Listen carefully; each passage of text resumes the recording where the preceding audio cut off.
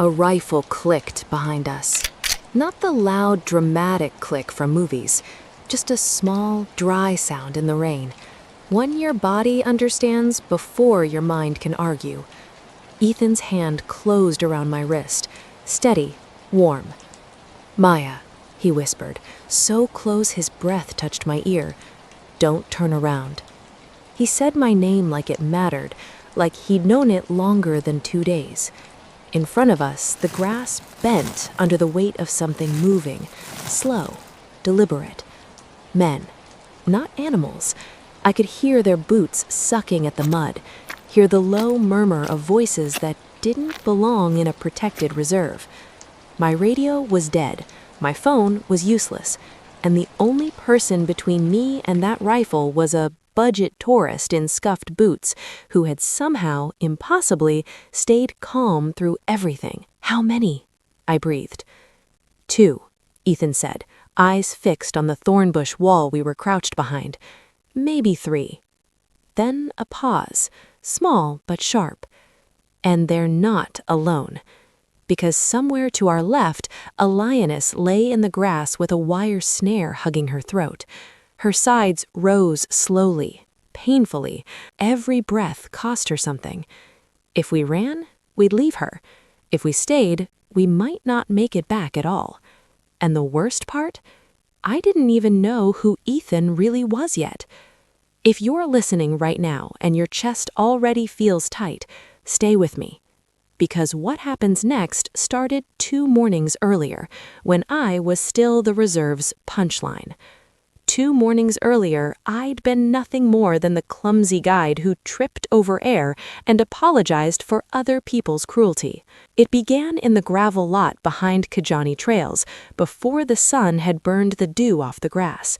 A wrench slipped from my hand and clattered against the bumper, loud enough to announce my existence to the universe. "Smooth," I muttered. Lyle, my supervisor, sighed like I personally offended him. "Maya, please tell me you are not assigned a guest today." I wiped my palms on my khaki pants and forced my face into professionalism. "I am." Lyle's eyes tracked to the man waiting by the trucks. Sun-faded shirt, scuffed boots, old canvas backpack. No sunglasses, no phone raised like a shield. Just stillness. "A budget booking," Lyle murmured. Disgust tucked behind a manager's smile. "Good. Budget guests don't complain. They don't expect much. And today we have investors arriving. Do not make noise. Do not create problems. Understood?" The familiar sting rose behind my eyes. I swallowed it. "Understood." Lyle walked away with the same unspoken instruction he always gave me. Be smaller than you are. If you've ever been told to be smaller so other people feel comfortable, you'll understand why I didn't walk away. I walked toward the guest anyway. "Hi, I'm Maya, your guide." He turned, and something in his expression made my heartbeat misbehave. Not charm, not arrogance, just attention. "Ethan," he said, offering his hand.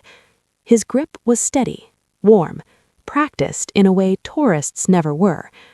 "First safari?" I asked. "First time in this reserve," he said. "Not my first time in wild places." A pause lived inside that sentence. Curiosity scratched at me, but curiosity didn't pay rent, so I ignored it. "Well," I said, climbing into the driver's seat, "then you picked a good day. Lions were heard near the river yesterday." He lifted an eyebrow. "Were they?" "They were," I promised. "I personally negotiated with lions." The engine coughed, then roared to life. The radio crackled. I tapped it once, and it screamed static back at me. "Sorry," I said. "It's temperamental." Most honest things are. Ethan's mouth twitched. We rolled into the plains as the sky melted from gray into gold. Impala flickered through grass. A rollerbird cut across the track like a dropped jewel. I did my job. Tracks, wind, the way antelope freeze when danger is near. Ethan actually listened. Then I hit the first bump too fast. My thermos lurched and poured hot coffee onto Ethan's boot. Time froze. My stomach dropped. "I'm so sorry. Are you burned?" I blurted. Ethan stared at the spreading stain, then looked up and laughed, quietly, like the world had done something human. "I'm okay," he said. "It's only coffee," as if my dignity was soaking into the floorboard. "Memorable start," he added. "Memorable isn't always good," I muttered. "Sometimes it is," and for some reason that tiny sentence stayed with me. An hour later, the radio died completely. Not static, not warning, silence. I checked the handset, loose. I checked the spare, missing. My chest tightened. Out here, silence wasn't peaceful. It was vulnerable. "We'll stick to main tracks," I said, forcing calm. Ethan nodded, but his eyes stayed sharp, scanning the horizon like he knew what vulnerable meant. Then I saw it near an acacia grove, a thin line in the grass where no line should be. Wire. My hands locked around the wheel, because wire out here meant one thing, a snare. And if there was one, there were more. I stopped the truck hard enough to make the suspension complain. "Stay inside," I told Ethan, already unbuckling. "If there's a snare, there could be people nearby." "Poachers," he said softly. I nodded and stepped into the grass. The loop was almost invisible. Clever. Cruel. A trap designed by someone who didn't want to watch suffering close up. A rustle came from deeper in the brush, followed by that sound, an animal fighting something that won't let go. I found a young gazelle on its side, leg tangled, eyes too wide with panic. "Hey," I murmured, kneeling slowly. "Easy, I'm here." I reached for the wire. The gazelle jerked and the loop tightened. "Tell me what to do," Ethan whispered behind me. I spun. "You should be in the truck." "I know," he said, "but you can't do this alone." I swallowed the urge to snap. The gazelle's breathing was fast, desperate. "Talk softly," I said. "Stay low. Don't touch." Ethan did it perfectly. His voice dropped into a calm murmur, and the gazelle's thrashing eased by a fraction. I slid my multi-tool under the wire and cut. The loop snapped open. The gazelle scrambled up and bolted away, limping but alive. My hands shook. I pressed my fingertips into the dirt until my breath returned. Ethan's gaze held mine. "How often does this happen?" "Too often," I said. We climbed back into the truck, and then the air cracked. A gunshot. Far, maybe 2 or 3 kilometers, but unmistakable. Birds erupted from a thorn tree. Ethan's head snapped toward the sound. We go back. "My radio's dead," I said. "If a ranger's hurt, they might not have time." He studied me, like he was deciding whether bravery was a virtue or a problem. Then he nodded. "Lead." We followed the track toward the sound and found tire marks that weren't ours, heavy, fresh, wrong. Near the dry riverbed, we found a ranger half hidden behind a fallen log, one hand pressed to his side, face tight with pain. He saw us and rasped, "Stop, they're close." "2 vehicles," he whispered, gripping my wrist. "Eastern path, snares, rifles." Ethan crouched beside him and pulled the first aid kit from my side compartment. He already knew where it was. Efficient, calm. Rain began to fall in fat, sudden drops. "Which way?" Ethan asked, climbing in after we hauled the ranger into the back seat. "Not the main track," the ranger wheezed.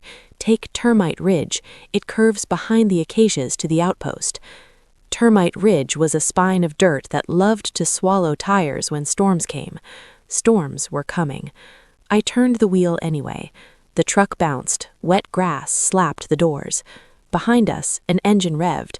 Too close. For 2 minutes, it worked. Then we reached the river crossing. Usually shallow, today swollen and fast, brown water moving like it wanted something. I eased forward, searching for the firmest line. The current grabbed the front tires. The truck lurched. The left tire slid off the packed edge into soft mud. The vehicle tilted and stopped. Stuck. My pulse slammed against my ribs. "No," I whispered. Ethan didn't panic. He reached across and squeezed my hand once, quick, grounding. "Maya, look at me." I forced my eyes up. "We go light," he said. "We get him to cover, then we signal for help." "My radio is dead," I snapped, fear sharpening my tone. Ethan's thumb brushed my knuckles, steady. "You know this land. Lead." I said, "There's an old viewing hide up the bank. Concrete, small, it'll hold." We half carried the Ranger up the muddy slope. I slipped, of course, and Ethan caught my elbow before I went down, his grip firm, careful, like he understood I hated being caught, but hated falling more. Inside the hide, rain hammered the roof. The world smelled like wet earth and adrenaline. Ethan tightened the bandage with practiced hands.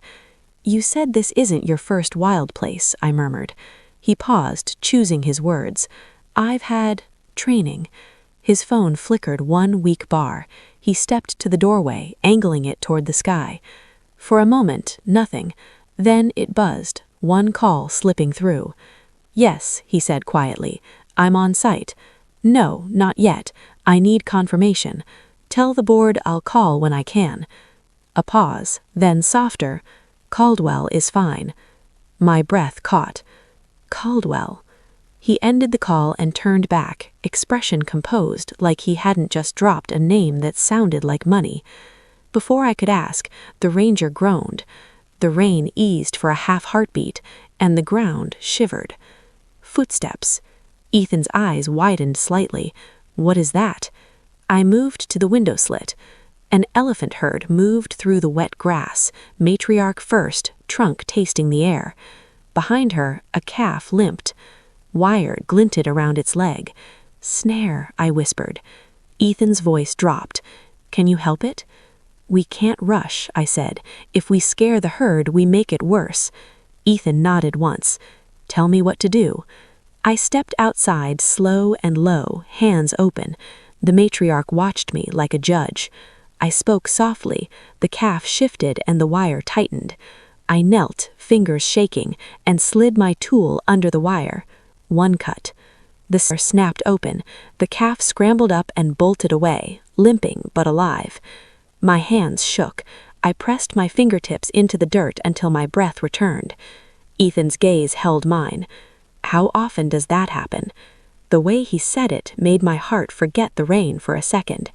If you're enjoying this story so far, hit subscribe now, because what Ethan is hiding changes everything. "That," I said, voice trembling, "is why I do this." Rangers reached us and got the injured Ranger to the outpost. Back at camp, Lyle waited with a smile that never touched his eyes. "In front of staff," he announced, "Maya decided to go rogue again, lost radio contact, again, endangered a guest. We saved a Ranger," I said. "There are poachers." "Excuses," Lyle snapped, then softened instantly for the watching staff. "Investors arrive tomorrow. We need stability, not drama." Ethan stepped forward. "She freed an elephant calf from a snare." Lyle's eyes skimmed Ethan's scuffed boots and faded shirt. Dismissal settled over him. "Sir, I'm sure she meant well, but guests pay for professionalism." That night, the lodge treated Ethan like he didn't matter. Cheap tents, cold food, smiles that were really doors. I tried to make it right by carrying 2 bowls of stew back to our table. I tripped on nothing. Stew splashed. Laughter flickered around us. My cheeks burned as I knelt to clean it. Ethan crouched beside me and gently took the cloth from my shaking fingers. "Look at me," he said. I blinked hard.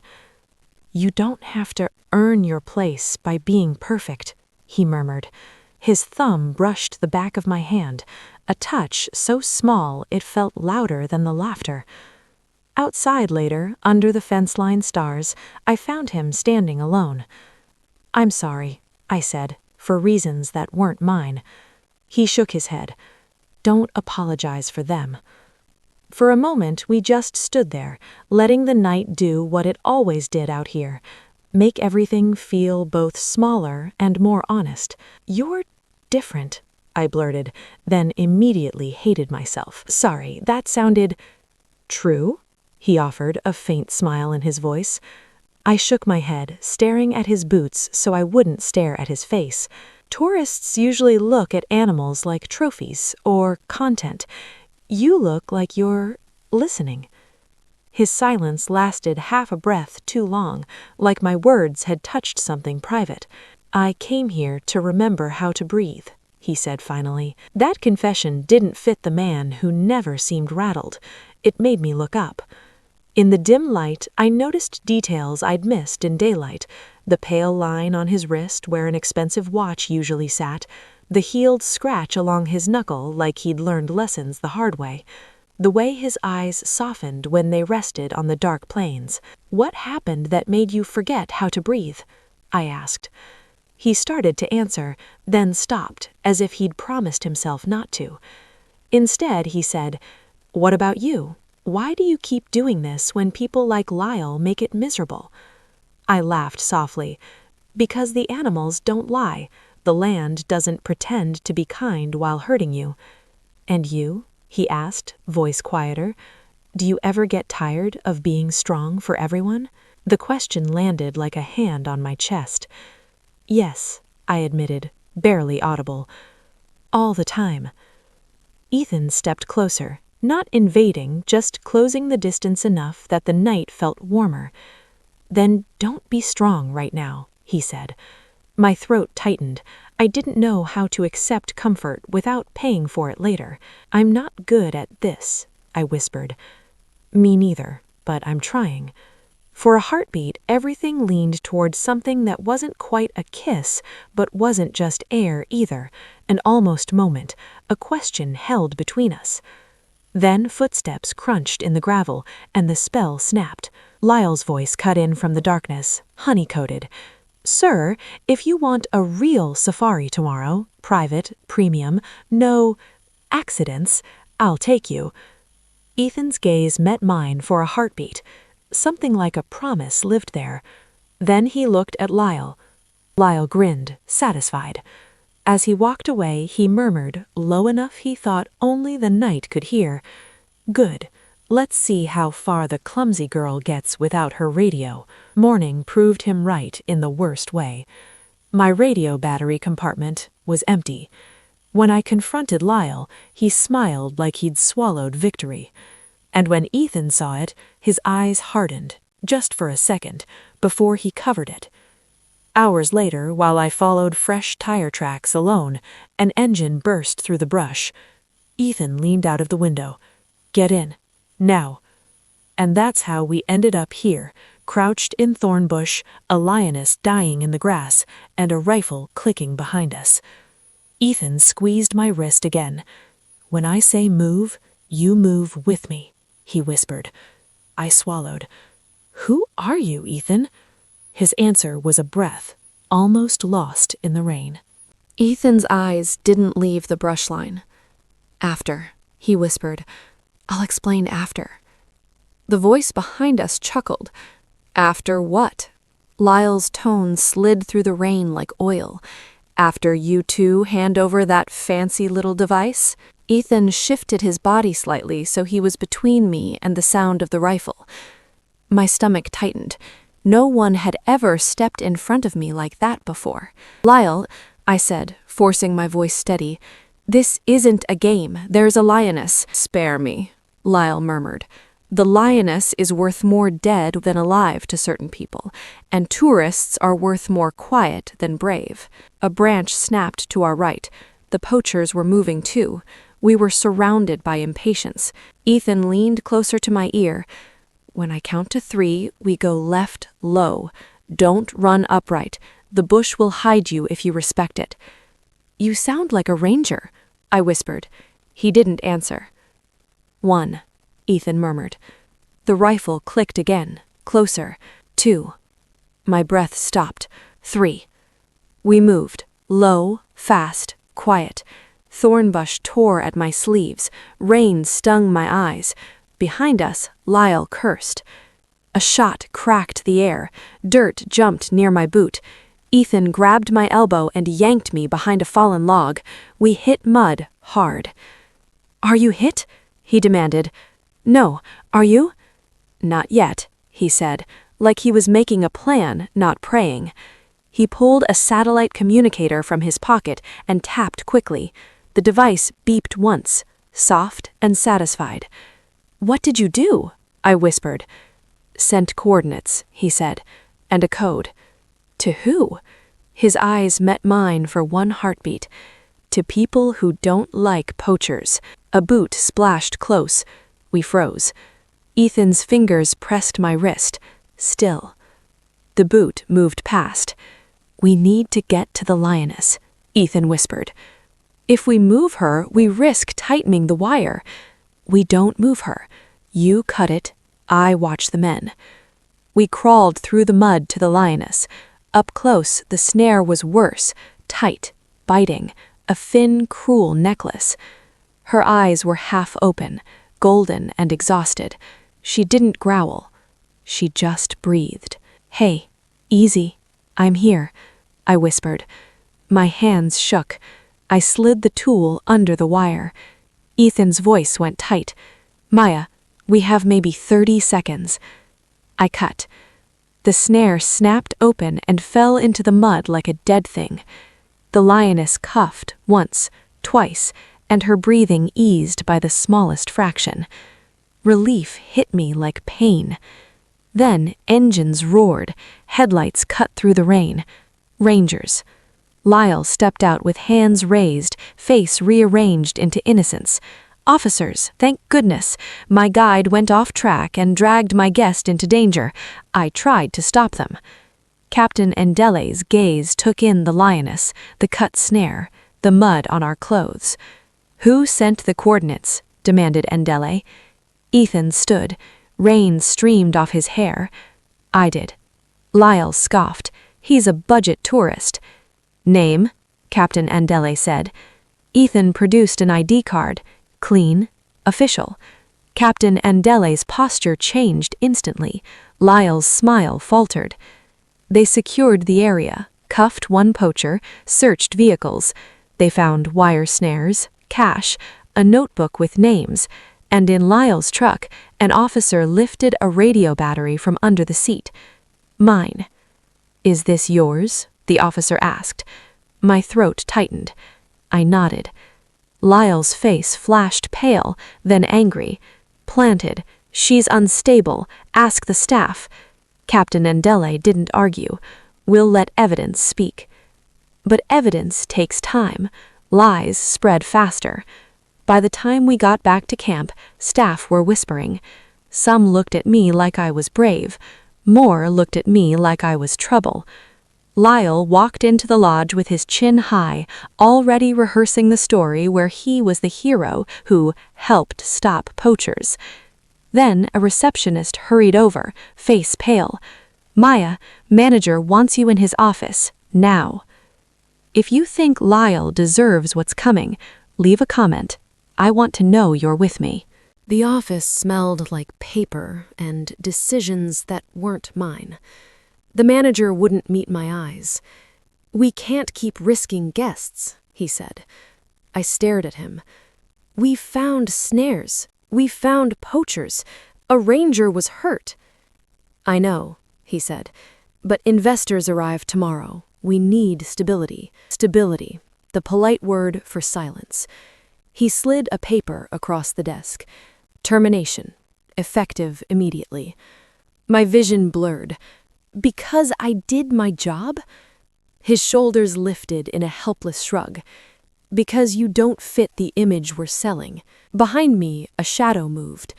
Ethan stepped into the doorway. He looked at the paper, then at the manager, then at me. Something cold settled into Ethan's expression. Controlled, quiet, dangerous. "I'll handle this," he said, calm enough to frighten. The manager swallowed. "Sir, you're a guest." "Not for long," Ethan replied. I walked out with the termination paper folded in my fist like a wound.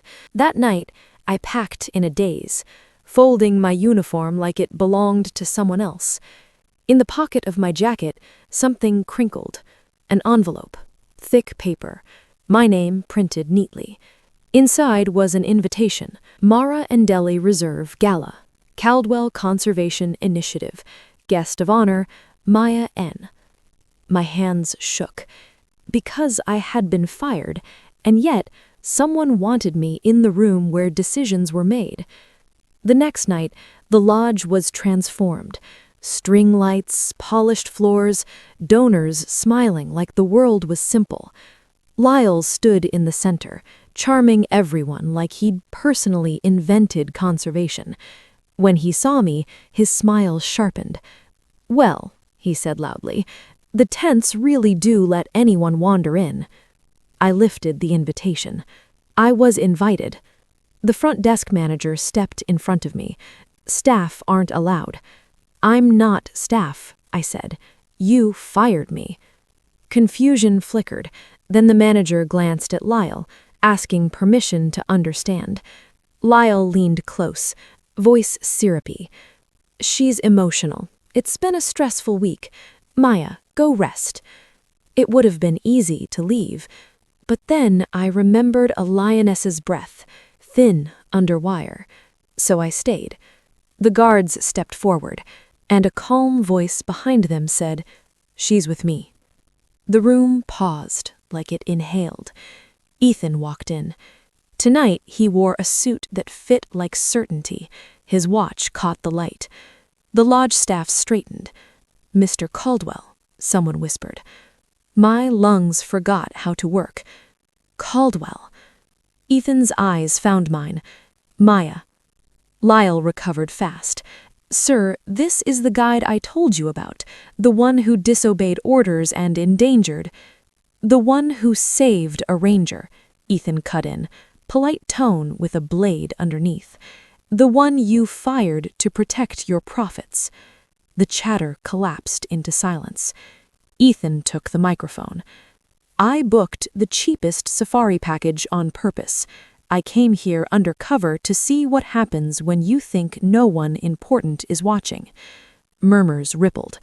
"And I came to find out who is helping poachers." Lyle's smile froze. "This is absurd." Ethan lifted one hand. The big screen behind the bar lit up. Video. Lyle in the equipment shed. Lyle opening my truck's radio compartment. Lyle removing the battery. Lyle smiling. A collective inhale swept through the room. Lyle's face changed from arrogance to panic. "That's edited." Two officers stepped forward. Captain Andele followed with an evidence bag. Inside, snares, cash, my radio battery. "We found these in Mr. Mbecky's vehicle," Captain Andele announced, along with contact notes tied to an active poaching network. Lyle lunged forward, shouting, but hands grabbed him. The cuffs clicked. Not mine. His. For a heartbeat, the entire room held still, watching a man lose the mask he'd worn for years. Ethan faced the microphone again. "This reserve will not be a stage for cruelty," he said. "Not anymore." Applause started, uncertain, then louder, because people love clapping when guilt can be washed away by joining the right side. Ethan lifted a hand. "There's one person who proved what this place could be," he said, eyes finding me. Without titles, without protection, without applause. He held out the microphone. "Maya." My knees nearly betrayed me. I stepped forward anyway. "I'm not here because I'm perfect," I said, voice trembling at first. "I'm here because I couldn't keep pretending I didn't see what was happening." Faces stared back, some ashamed, some curious, some already rewriting their opinions to match the room. This land isn't a product, it's a responsibility. If we want real conservation, it has to include rangers with resources, communities with opportunity, and staff with dignity, not just guests with cameras. Captain Andele nodded once, solid as stone. Ethan took the mic back.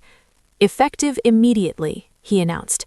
Kijani Trails and Mara Ndele Reserve will be restructured under the Caldwell Conservation Initiative. Transparency, training, community partnership, zero tolerance for sabotage and corruption. Then he turned to me, voice softening, and Maya N. will serve as Director of Conservation and Community Programs and interim head guide. My breath caught so hard it hurt. Director. Me. Later, when the gala spilled into music and relieved laughter, Ethan found me on the veranda. No crowd, no microphone, just the night and the distant hush of the plains. "I'm sorry," he said. "I should have warned you. I needed proof that would hold, but you shouldn't have paid the price." I stared at him. So the disguise was always a test? "It was an investigation," he corrected gently, "and you weren't the target." "Then what was I?" I asked, quieter. Ethan exhaled, eyes honest. "You were the part that made me believe this could be fixed." A warm silence settled between us. He reached into his pocket and placed something in my palm, a brand new radio battery, wrapped. "For tomorrow, and for every day after, if you'll take it." My fingers curled around it, like proof I wasn't powerless. "And about us," he added carefully, "I don't want you trapped by a title or my name.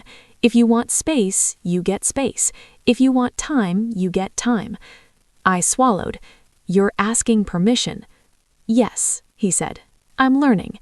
A reluctant laugh escaped me. "I'm not good at slow." He smiled, small and real.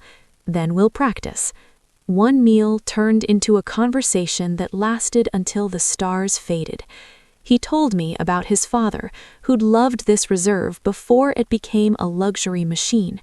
He told me about the board, about pressure, about how loneliness can hide inside power. I told him about being the girl who kept getting told to be smaller, and how the savannah was the only place that ever made me feel seen. When the first pale hint of dawn touched the horizon, Ethan reached for my hand.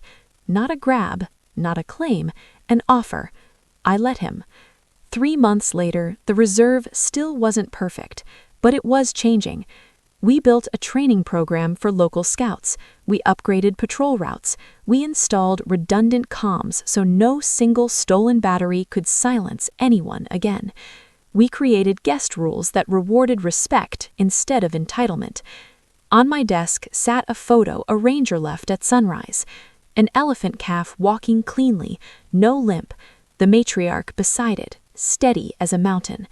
I stared at the picture until my eyes burned. Then I picked up my working radio. "Any movement near the river?" I asked. "Tracks and lions." I smiled. "Of course." Outside, Ethan waited near the lot in practical clothes, notebook in hand, mud on his boots, like he'd finally learned this place doesn't care about suits. "Ready?" he asked. I climbed into truck 2 and checked the radio compartment out of habit. Full. I turned the key. The engine started smoothly, like it believed in me. I looked at Ethan. "Try to keep up." As we drove into the gold dawn, I understood the truth that made me brave enough to stop apologizing. The savannah didn't change because a rich man arrived. It changed because someone finally watched how people treated the unimportant guide and decided she was worth trusting. And this time, I trusted myself enough to lead. If you want stories like this, romance, danger, secrets, and justice, subscribe, tap the bell, and I'll see you in the next one.